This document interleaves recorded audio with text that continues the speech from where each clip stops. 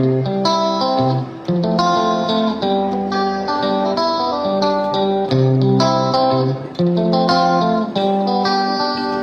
St. Vincent and the Grenadines, our climate change program is more than just a project. It's a shared journey with the land, the water, and the people. We work under the sun, the soil, and sometimes against the odds, facing challenges like water scarcity. Every STEM reminds us that nature, the climate, and human life are not separating stories, but chapters of the same one. So our mission is to plant a culture of awareness and care that transforms lives, not only for the volunteers who join us, but for the communities who call all this island home.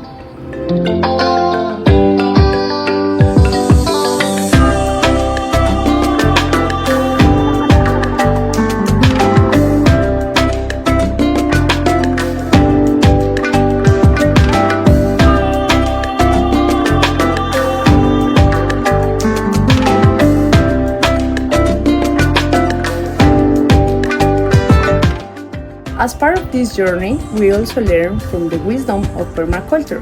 Luke and many others with deep knowledge, from teachers to experienced farmers, remind us that the earth is like a web where every microorganism is connected, working together for survival and adaptation. It's a lesson that teaches us that harmony and teamwork is not just human values, they are nature's way of thriving. Hello. I'm Marvin Douglas, project leader here at Richmond Vale Academy. There's two terms we need to keep in mind with organic farming. There is ecological farming, where we harmonize everything. Organic farming is where we don't use chemicals, but we can also go monocropping. Without the use of chemicals, it's basically organic farming. But with ecological farming, no chemicals, but we harmonize and we diverse our environment with different plants, different biology to make everything happen. But organic farming to me is the no use of chemicals, the natural way of making plants grow and making everything happen without chemicals involved. My name is Luke Burnett. I'm from St. Vincent, and I worked with RVA for many years. I still work with them. I've always felt a real connection to nature since I was young. So as I was going through school and then going to university, I always felt a bit lost. I didn't really know, because I felt I wasn't connecting with nature. I didn't really know how. And so the idea of producing food in a way that was harmonious with nature, so that I could enjoy nature while working in nature, that really appealed to me. For me, a healthy soil really has everything to do with structure. So when the soil has a crumb-like structure, then it has a lot of space. So there's a lot more air and roots can penetrate it more easily. I would also say another very important part of good soil would be the color. So a dark color like a 70% chocolate, cocoa, that's the kind of color you want. Oh, nice. And that color comes from the humic acids that are produced by the fungi, the mycelium. So they release these humic acids which turn the soil that color. So it indicates the presence of fungi. And fungi, as we know, is one of the microorganisms that really is able to hold nutrients in the soil. So when we get rid of the fungi, the nutrients tend to wash through the soil a lot more quickly. Yes. So that's why we have the no-till and keeping the soil covered and these things. To deal with pests or to combat pest issues would be the usage of natural repellent. So that would be repellent could be basil, it could be scythe or chive. It could be onion if you have the knowledge and you know how to successfully grow onion. It could be rosemary, it could be sage, whether it's Cuban sage, whether it's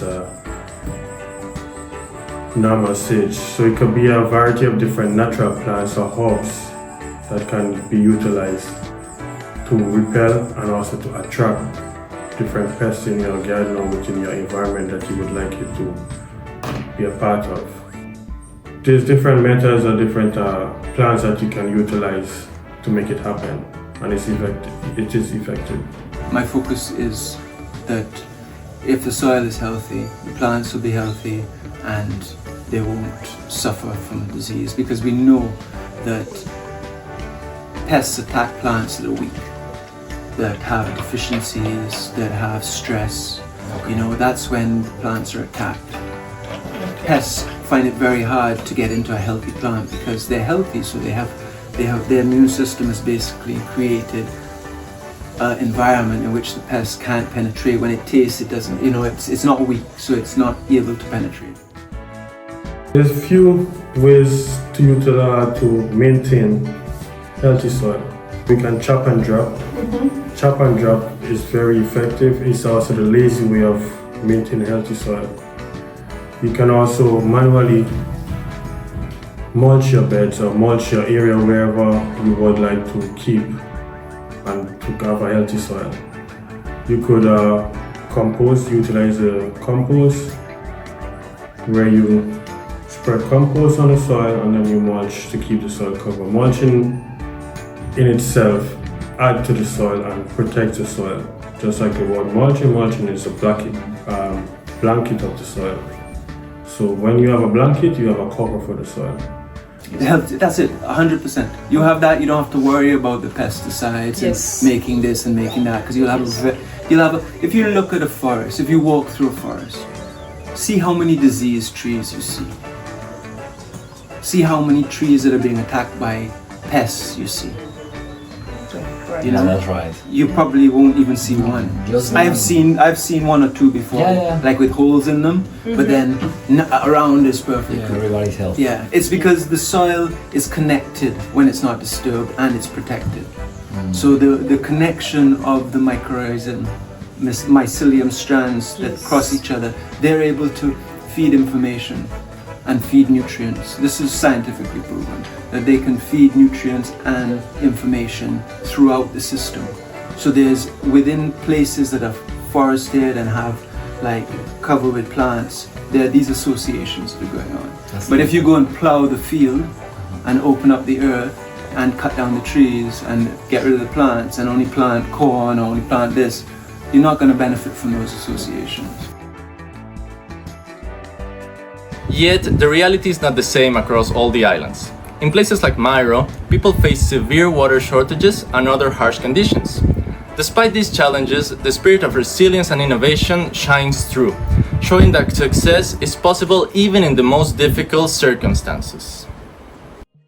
My name is Marian Isaacs, and I am the President Executive Director of We Are Mairo Inc.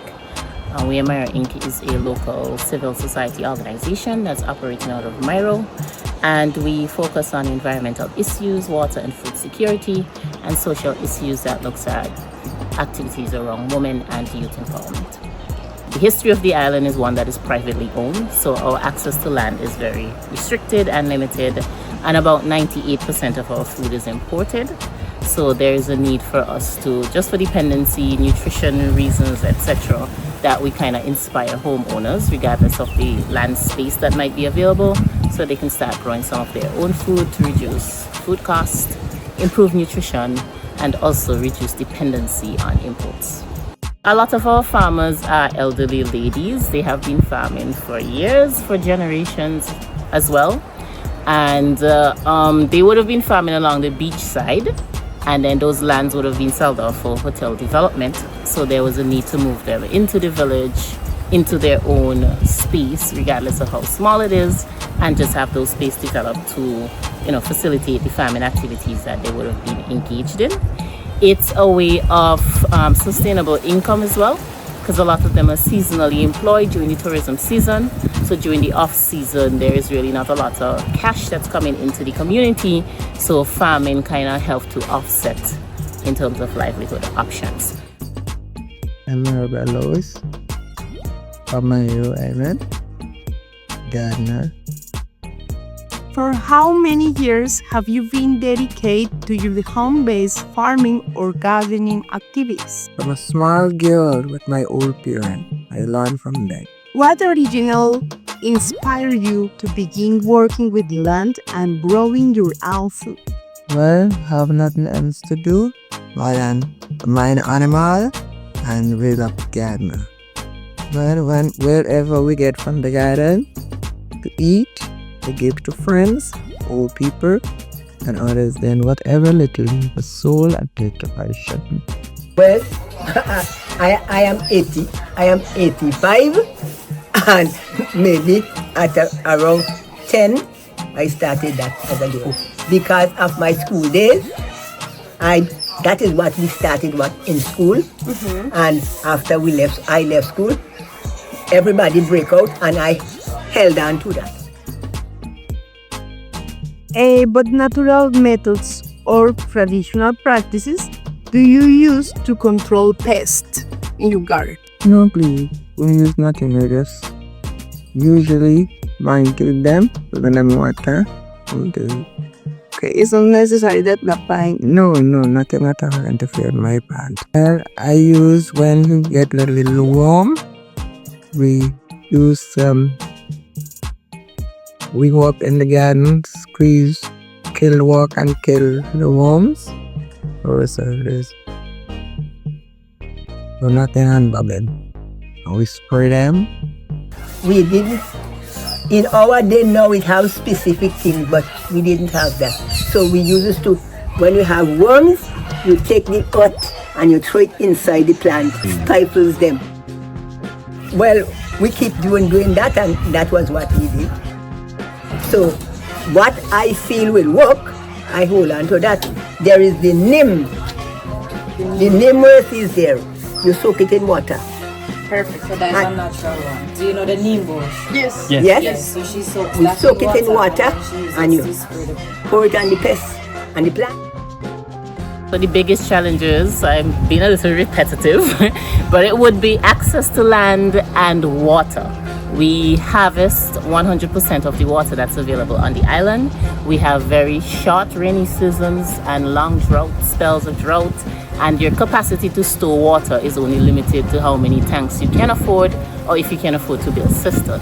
So in a community, as I said, where most employment is seasonal, then it becomes quite an expense to invest in water storage. So that's one of the key issues that impact our ability to farm. When the hurricane pass, we lose everything, all the plant. You say had no roof, nothing at all, nothing at all. We had no start building up, planted out, there are no fruit trees, all mash. Everything's dry, we kill those people on it.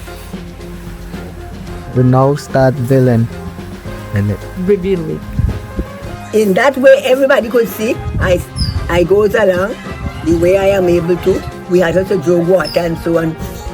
Sometimes no rain, you use the water from the ponds and you wet them until there is rain. Totally right. Well, I'm hoping they would be producing enough that they can help to reduce food costs, improve nutrition, and then create some sustainable livelihood for the ladies over time. Within this mission, we have witnessed inspiring success stories. One such example is Sen, a woman who owns a sustainable restaurant. She demonstrates how environmentally responsible practices can thrive in business, creating both economic opportunity and ecological stewardship. So, greetings, welcome. I am Zan Panat, and I'm from Queensbury in Vermont on the leeward side of St. Vincent. And I am the creator of Bush Bar, and here at Bush Bar SVG we do vegetarian food, and it's all locally sourced, mostly from our garden and other gardens around. We focus on health is wealth, and I tend to only use food that's grown organically. I've been Rastafari, my parents have been, like a few of my uncles, we've been practicing the Rastafari culture, and we are mostly plant-based. So I've been cooking and eating like this for most of my life. I think I grow like 80% of our ingredients, and the rest I try to source from other local farmers who grow. And where we live up here in Queensbury, there's a lot of farmers that plant a lot of food. So I tend to be lucky to be able to get food from them as well. Yeah, it's really perfect. Yes. Yes. And I know most of them, most of them don't use a lot of chemicals. And then you can notice that in the taste as well. Well, I don't buy any fertilizers or chemicals. My gardener, they mightn't like it as much, but we just sort of pull up the weeds by hand and we chop and drop. We pretty much just use the simple traditional ways. Growing ground cover has helped me tremendously. So I currently am using the perennial peanut and the gotu kola as a ground cover. So that helps a lot. So I mostly grow provision. I grow a few vegetables. I grow a lot of herbs and a lot of fruit. I'm doing ground cover, and then the most we just maintain by hand, weeding, chopping, cleaning up the garden. I mean, yeah, it's a lot, and it rains up here every day.